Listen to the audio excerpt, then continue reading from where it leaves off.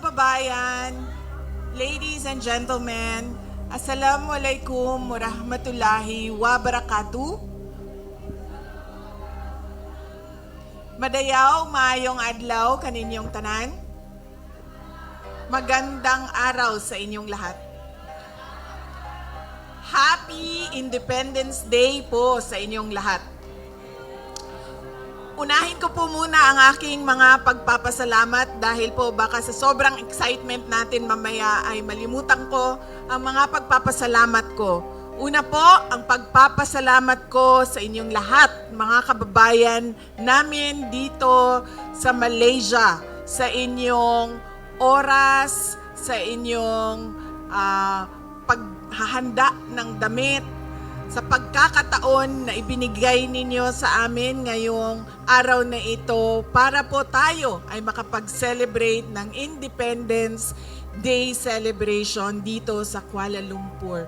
Marami sa inyo ang nagpalit ng day off, nag-absent, bigla na lang nawala sa trabaho. Meron din namang pinayagan ng kanilang mga employers. At marami ang binago ang schedule para lang tayo ay magsama-sama ngayong araw na ito. Maraming salamat po sa inyong lahat. Alam ko po yung pagbabago ng day off dahil kanina doon sa baba, pagdating ko ay meron tayong mga kababayan na nag-aantay.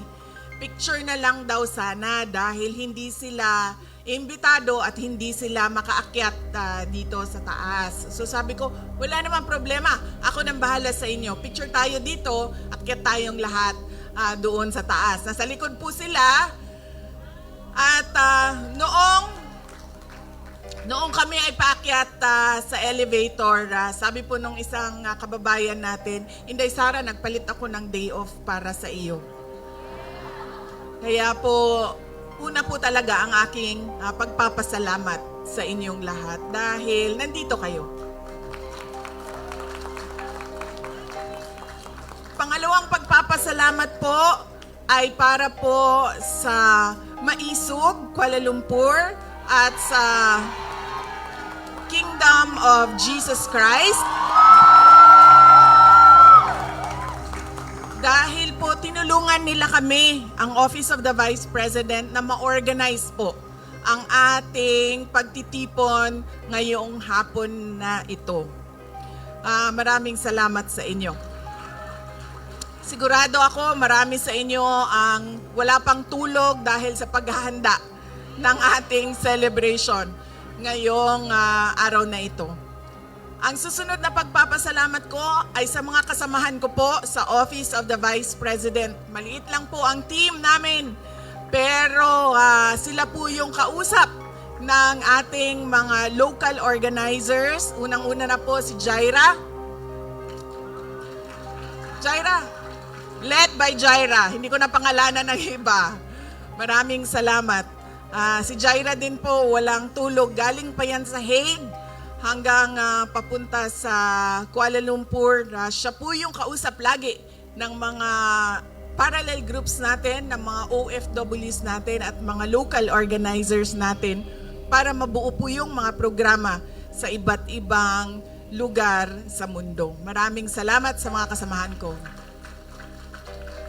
Ang susunod po na pagpapasalamat ay sa akin pong mga kasamahan. Una na po si Senator Amy Marcos, Senator Robin Padilla, si Attorney J.V. Hinlo, si Dr. Marites Richard Mata, at si Attorney Jimmy Bondok. At kasama niya po ang atin pong nagdadalang tao. Congratulations, Attorney Isabel. Alam niyo po, magtataka kayo, tapos na naman ang kampanya. Totoo yun. Pero bakit nandito si Attorney Hinlo, si Attorney Bondok, si Dr. Mata? Kasi po, para sa akin, at alam kong totoo, nanalo po sila sa eleksyon nung nakaraan.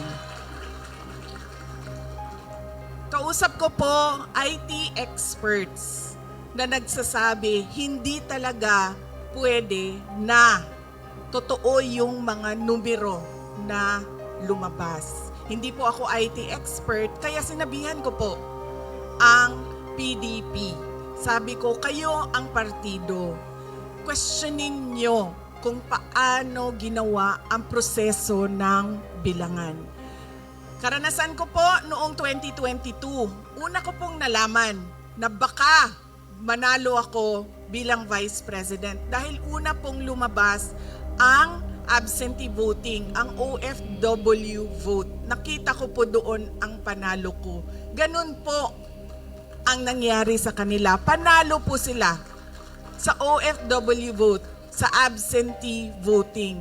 Lahat ng makadaupang kamay ko, lahat ng mayakap ko, lahat ng mahalikan ko, sinasabi ko, dalhin nyo ang kodigo, vote straight tayo, 10 ang ating senators. Kaya po, naniniwala talaga ako, sila ay ating mga senators. Kaya nagpapasalamat din na po ako sa oras nila. Sariling gastos po yan sila lahat dito. Sinasabi po namin sa kanila, imbitado kayo sa Malaysia, pero wala po kaming panlibre sa inyo. Kaya gumastos kayo ng sarili ninyong pera. At alam nyo, sa totoo lang, dahil wala kaming sponsor sa aming pagkain, kanina si Senator Amy at ako, nag-uusap kami paano yung libre sa dinner sa mga bisita natin. Sabi niya, wala nang problema, fish head curry lang naman yan, ako na magbabayad yan. Tapos sabi niya sa akin, iba na yon kapag wagyu na ang usapan.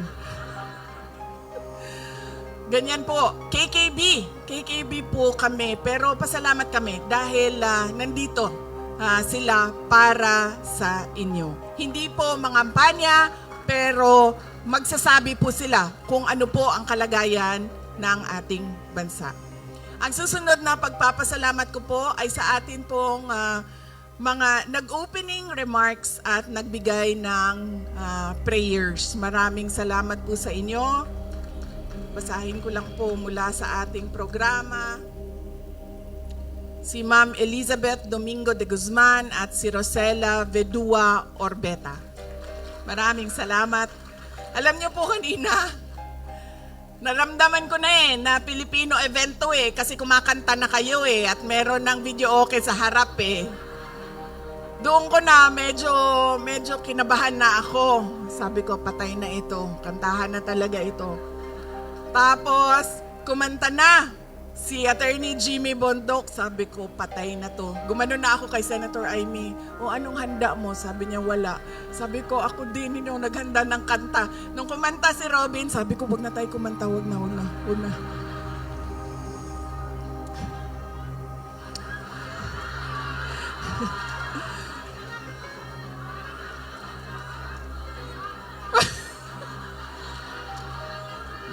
Mag-practice muna kami ni Doc Marites Mata, ha? Tapos babalikan namin kayo mamaya. Kabisaduhin ko muna yung kanyang moves. Kaya po tapos naramdaman ko po yung init ng inyong pag-welcome ba? Yung init ng inyong pagtanggap sa amin dito. Maraming salamat. Thank you, ma'am. Kinabahan ako sa inyong kanta talaga kanina. Sabi ko, patay, wala akong handa. Noon po kinakanta yung You Raise Me Up. Ito po ay alam nating lahat, kanta ni dating Pangulong Rodrigo Duterte. At lagi ko po yung naririnig. Sa sasakyan niya, sa bahay niya, pinapatugtog niya yan. At alam niyo po, kanina, medyo na-touch ako sa kanta. Dahil naalala ko siya. At syempre, malayo siya sa ating lahat. At alam nyo, naalala ko din siya sa mga turo niya sa akin kanina. Dahil medyo syempre na yung damdamin ko sa kanta, Pero naalala ko, lagi, sinasabi niya sa akin noong ako ay lumalaki, bawal umiyak. Mag-isip ka lang ng solusyon, always forward, bawal umiyak. Ito, hindi ako nagpaalam kay Kitty, pero sabihin ko na sa inyo, nung isang beses na magkasama kami sa pagbisita doon sa loob ng ICC Detention Unit, sinasabihan ko na yan sila lahat bago pumasok, huwag kayo umiyak doon sa loob. Huwag kayo umiyak kasi magagalit yan. Huwag kayo umiyak. Yung beses yan. Isang beses, kasama ko si Kitty, hindi nakapagpigil. Kasi siya naman ay malapit talaga kay Pangulong Duterte. In fact, hanggang ngayon, pag merong pagkakataon, ay tumatabi pa din sa tulog si Kitty sa aming tatay. So umiyak. Gumanon na ako sa kanya. Tapos, nakita siya. Siyempre, nakita siya kasi gumaganyan doon eh. Tapos, pinagalitan. Sinabihan siya, your tears won't help. So, sabi ko,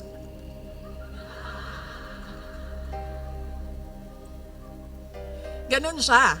Ganun po talaga siya. Bawal talaga umiyak. Noong bata pa ako, naalala ko, kasi lagi sinasabi, di ba? Pag natumba tayo, Pilipino, pag natumba yung bata, nagagalit yung magulang. Di ba? Oh. Nadagma ko. Sinundo niya ako sa paaralan. Tumatakbo ako papunta sa sasakyan. Tapos diretso, plak! Diretso talaga, flat. Medyo hindi pa ako kagad kasi nagulat ako sa nangyari sa akin eh. Masakit. Pero nakita ko, nakatingin yung tatay ko, nandun sa sasakyan eh. Gumaganyan. Upo ako sa sasakyan, tapos sabi niya, huwag ka umiyak. Masakit eh, di ba? Diretso eh. So ganon po, kahit noong nakwento ko na ito, noong nasa law school ako, iyak ako, sabi niya, hindi nakakatulong yaang iyak mo. Ang dapat mong iniisip kung ano yung solusyon sa problema. Kaya kanina, napakaganda nung kanta at naramdaman ko talaga siya dahil naalala ko yung tatay ko pero bawal umiyak. So, at alam niyo po,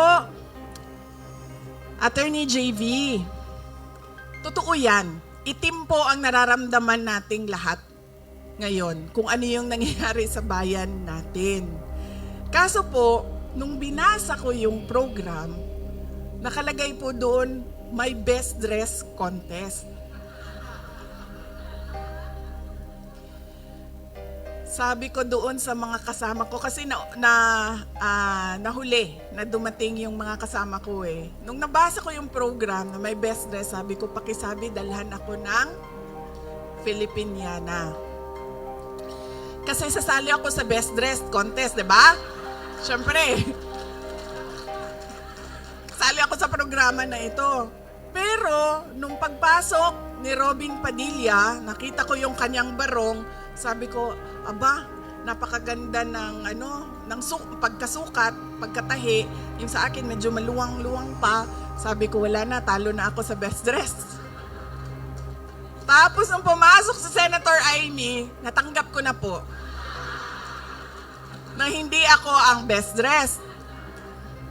Sabi ko sa kanya kanina, sabi ko, ang ganda ng green mo. Sabi ko, sa akin na yan.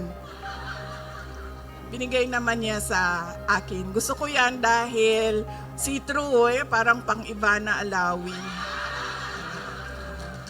Kitang-kita dito no?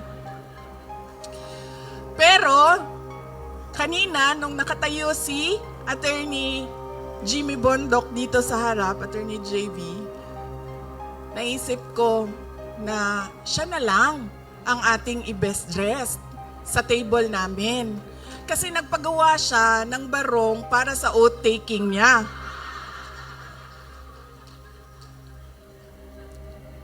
Pwede kita i-oath dito. Alam mo ba yon? Mag Pwede ko i-administer yung oath mo.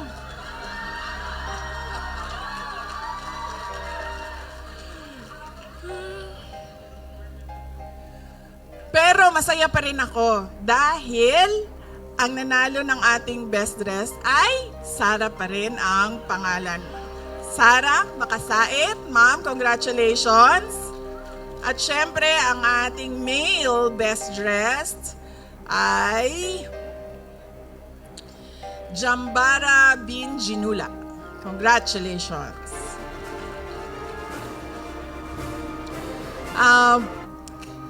Doc Marites, bahala na si Batman, diba?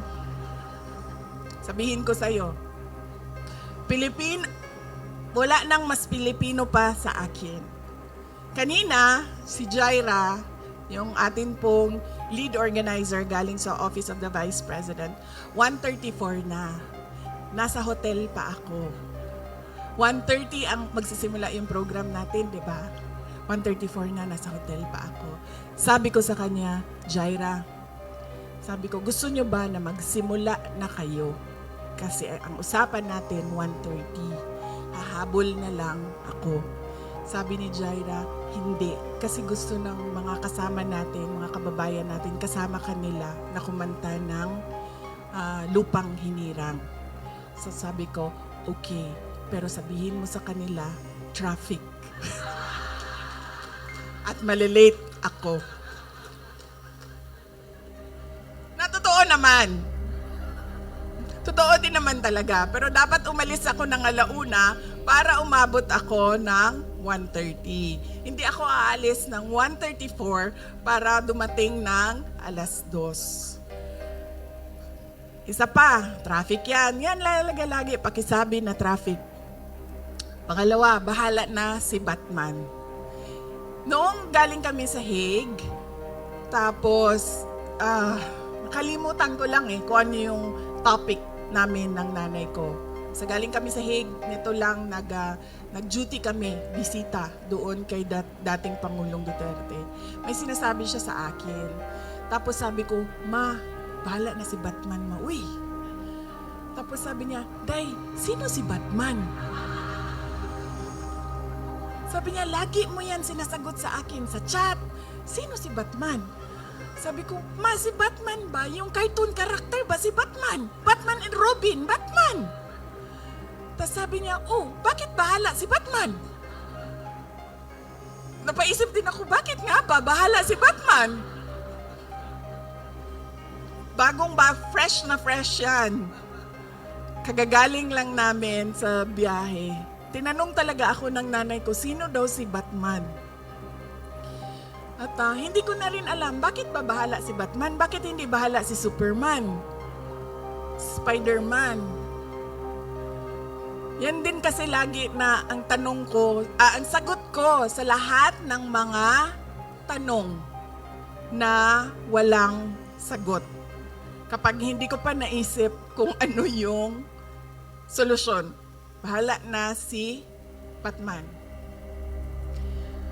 Kahapon, alam niyo po, galing kaming Hague. Nakita niyo po yung mga lakad namin doon dahil nagpapalit-palit po kami ng pamilya para panigurado na meron pong pamilya na andoon nagbabantay kay dating Pangulong Duterte. So palit-palit po kami lagi.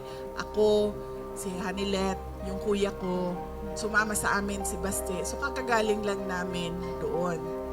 Tapos sa sobrang pagod ko, sa totoo lang din talaga, pagod na din talaga ako na magbiyahe doon. Kasi ano ba yung biyahe doon? 6 hours plus 9 hours, no? 15 hours yon papunta, tapos 15 hours yon pabalik. Tapos gagawin mo yon every 2 weeks. 15 hours. So napagod ako. Hindi ko na naayos yung aking gamit. Dahil umuwi lang kami ng isang araw. So umuwi kami ng 5, no? Tapos 6 nasa office tayo. Yes, umuwi kami ng June 5. June 6 nasa office kami kasi kailangan namin magpirma at yung mga mag-oath-taking, pwede ka din mag-oath-taking sa office namin. May schedule pa kami sa May 25 ata yun. At pagkatapos nun, June 6 ay aalis na kami. So sa sobrang pagod ko, yung maleta ko, suitcase ko, galing sa Hague. Yun ang dinala ko papunta sa biyahe namin. Galing kaming Vietnam. Sinama ko po yung anak ko at kami lang dalawa at nagbiyahe kami ng Vietnam. So yung dala ko, yun ay galing sa Hague. At nakakatawa dahil yung mga pasalubong na dapat maiwan sa Pilipinas ay nandito po siya sa Malaysia. Nagaling. Ganyan ang sobrang pagod ko na sabi ko sa kasama ko, ilagay mo na lang yung 2 Filipiniana, ito dinagdag lang kasi nagkulang. 2 Filipiniana, ilagay mo na lang yung pasok mo. Tapos, padala mo na yan. Yan na yung check-in. So kahapon, naubusan na ako ng damit. Tapos, sabi ko sa laundry, sabi nila 24 hours pa daw. So hindi mabalik kaagad dito sa hotel. So sabi ko sa anak ko, punta tayo ng mall kasi kailangan ko bumili ng t-shirt. Dahil kailangan ko ng pangpalit, no? Yung pantulog, okay lang yun, paulit-ulit eh. Kahit nung nagsimula siya nung May 24, pabalik-balik siya. Okay lang yun. Pero yung sa panlakad, eh, kailangan talaga, fresh, no? So, sabi ko sa kanya, bili tayo ng t-shirt. Kain tayo, tapos bili tayo ng t-shirt. So, naglalakad kami sa mall. Sa pavilion, naglalakad kami doon. Tapos sabi ko sa kanya, naglalakad kami, sabi ko, alam mo, ang ganda ng Kuala Lumpur. Sabi ko sa kanya, ang daming laman ng kanilang mall, madaming stocks yung kanilang, hindi ka napipilitan na ito na lang bibilhin ko kasi ito lang yung nandoon. Marami kang choices. Napakaganda nung mall, tapos maayos. Tapos sabi ko sa anak ko, maganda to. Sabi niya, oo nga ma. Sabi niya, dalhin natin yung 2 niya daw kapatid. Dalhin natin sila dito para makita nila ang Kuala Lumpur. Even ang galing sa airport. Malayo ang airport, di ba? Pero napakaganda nung daan. Papunta dito sa sentro ng Kuala Lumpur. Hindi yung sinabi mo ma'am. Di ba ma'am? Sa atin, alam mo, nakasimento naman siya, naka-asfalto naman siya, pero bakit gumaganon? Hindi ko maintindihan. Talaga, totoo. Dumadaan ka ng EDSA, nakasimento man siya, asfalto siya, pero bakit dito suabe? Di ba? So, yun yung nakita namin na dapat kaparte ng programa natin sa Independence Day. Yung mga best practices sa ibang bansa na kayong lahat nakita ninyo. Dahil tumira, nagtrabaho, 20 years, 15 years, 10 years kayo sa ibang bansa at nakita ninyo kung ano yung mga pinakamaganda na ginawa nila para sa kanilang bansa na gusto natin makita sa ating bayan.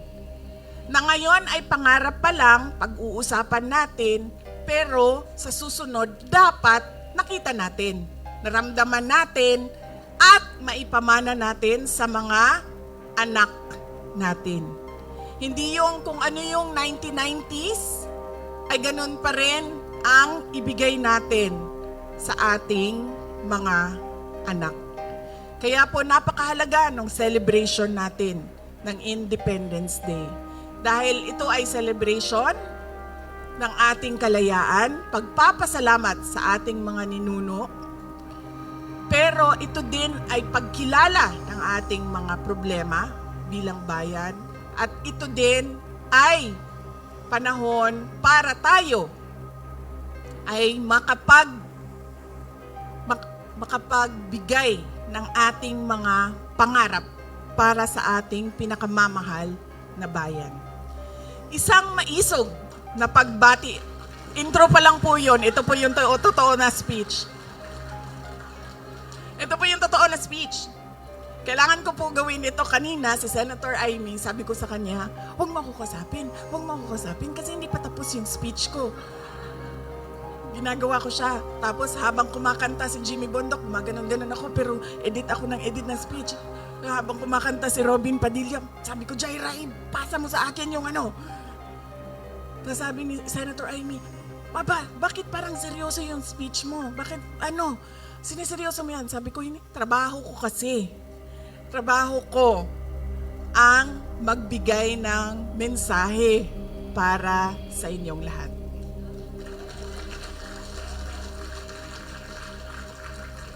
Isang maisog na pagbati para sa lahat ng mga Pilipino dito sa Malaysia at sa lahat ng mga Pilipino sa buong mundo na nanonood sa ating live streaming, na nagtitipon at nagdiriwang ng Araw ng Kalayaan. Isang maisog na pagbati sa lahat ng mga Pilipinong nagmamahal sa Pilipinas at patuloy na naninindigan sa kabila ng panganib na dala nito. Katulad ninyong mga overseas Filipino workers. Matapang ninyong hinaharap ang mga panganib at hirap sa ibang bansa para lang mabigyan ninyo ng komportableng buhay ang inyong mga pamilya sa Pilipinas. Kami po ay nagpapasalamat sa patuloy ninyo na suporta sa ating bayan at sa pag-aalaga ninyo sa inyong mga pamilya na nandun sa ating bayan. Ang inyong mga sakripisyo at tapang ay nagsasalamin sa lalim ng inyong pagmamahal sa inyong pamilya. At dito rin natin nakikita ang inyong malasakit para sa Pilipinas. Ang ating pangarap ay lumaya sa kahirapan at maging matatag ang bansa. Kapag matatag tayo, maganda ang ekonomiya. At kapag maganda ang ekonomiya, may kabuhayan at hanap buhay ang mga Pilipino. Posibleng hindi na kailangan maging OFW.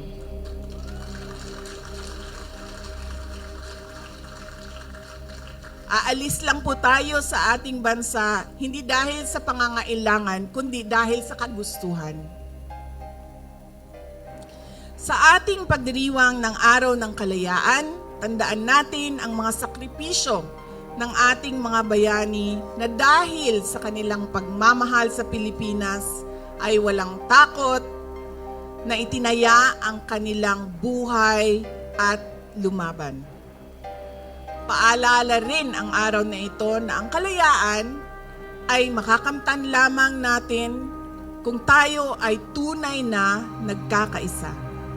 Dahil sa ating pagkakaisa ay nagkakaroon tayo ng lakas, ng determinasyon, ng tapang, ng kaisog. Gayunpaman, sa ating pagkakaisa ay nalalantad ang mga interes na salungat sa interes ng mga Pilipino.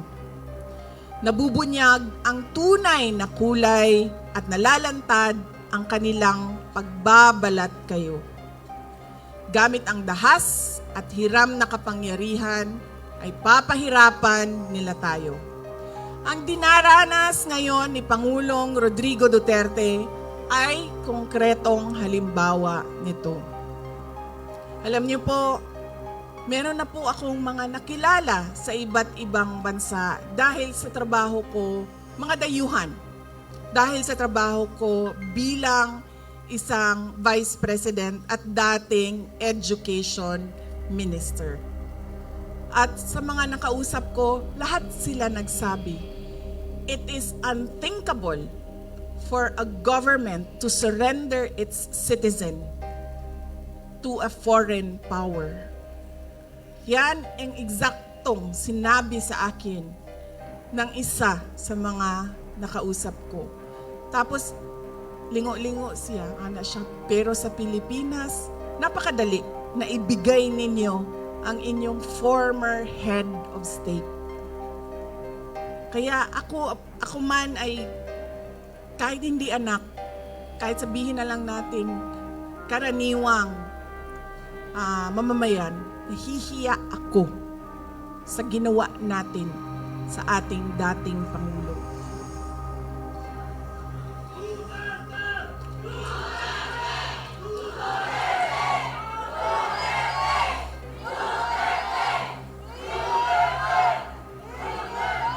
At syempre, inimbita ko si Senator Amy Marcos, kung saan man ako pumupunta, dinadala-dala ko siya. Kasi sinasabi ko sa kanya, hindi ako ang magbabalik kay dating Pangulong Duterte sa Pilipinas. Dahil ang kapatid mo ang nagpadala sa kanya sa Hague, ikaw ang magbabalik sa kanya sa Pilipinas.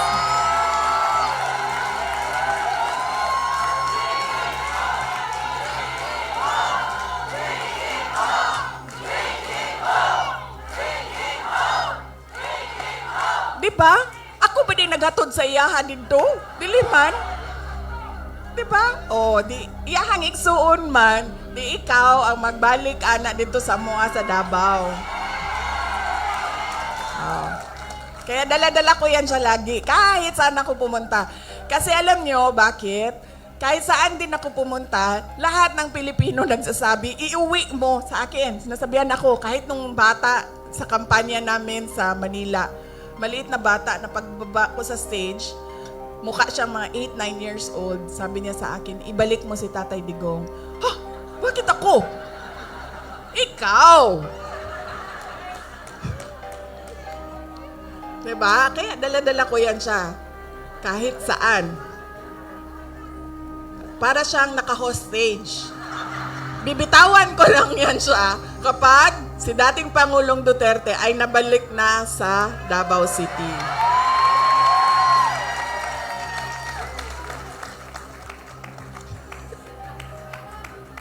Tapos pagbabayarin ko pa yan ng fish head curry mamaya. Tulad kay Pangulong Duterte, dahil sa kanyang patuloy na pagmamahal at malasakit sa ating bayan, ay itinuring siyang kalaban ng mga taong lasing sa kapangyarihan. Patunay din ito ng ating karanasan na nagpapakita na ang pagmamalasakit at paglilingkod sa bayan ay banta sa interes ng iilan lamang. To them, we are a hindrance, an obstruction to the path of their personal ambition, an enemy they must eliminate to clear their way. Napanood nyo ba yung speech ni Senator Amy doon sa Senado? Yun po ang kabuuhan ng explanation ng sinasabi ko. Hindi ko po napanood, pero panoorin nyo. Marami ang nagsabi sa akin na naipaliwanag niya ng maayos kung ano ba yung nangyayari sa impeachment na ginagawa. The attacks are cowardly, yet openly disingenuous and arrogant.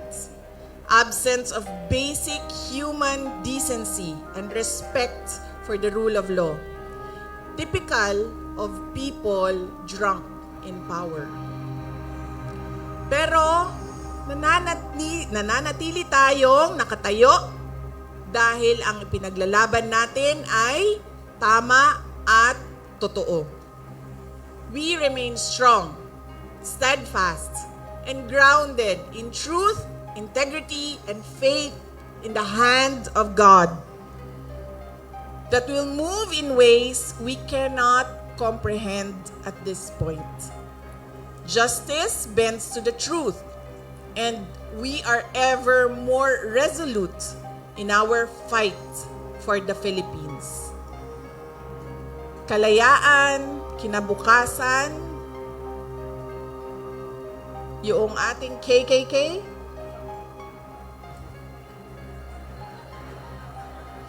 kasaysayan, kalayaan, kinabukasan. At naniniwala akong maipapanalo natin ang laban na ito dahil laban natin itong lahat.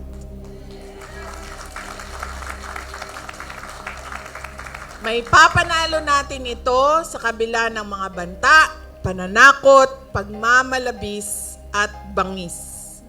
Tandaan natin na walang silbi ang anumang hadlang sa nagkakaisang mamamayan.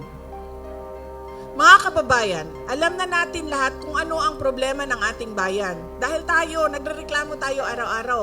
Kami na nandoon sa Pilipinas, nararamdaman namin araw-araw.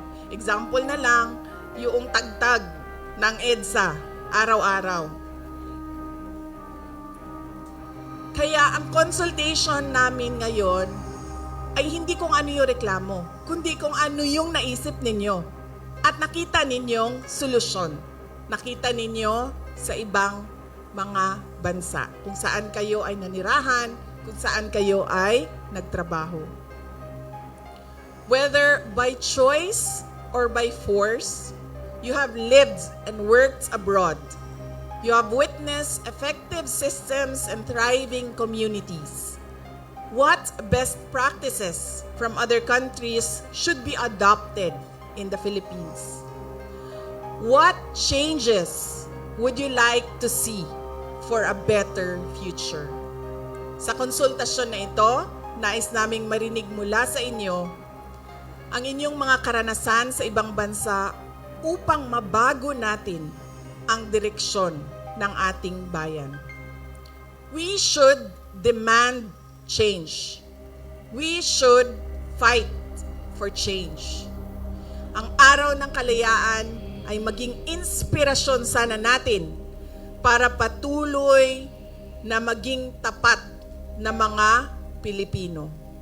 Tulungan po natin ang Pilipinas, huwag tayong mapagod sa pakikipaglaban para sa magandang kinabukasan ng ating mga pamilya, lalong-lalo na ng ating mga anak. Huwag nating ipagkunulo ang kapwa Pilipino o isuko ang interes ng Pilipinas. May pag-asa po tayo. At bilang mga maisog na mga Pilipino, may maggagawa tayo. Mga kababayan, sa ating patuloy na pagkakaisa ay hindi tayo mabubuwal. Hindi tayo matutumba. Hindi tayo mapapabagsak. Maligayang araw ng kalayaan, Pilipinas. Ang lahat ng ginagawa natin ay para sa Diyos, sa bayan, at sa bawat pamilyang Pilipino. Syukran.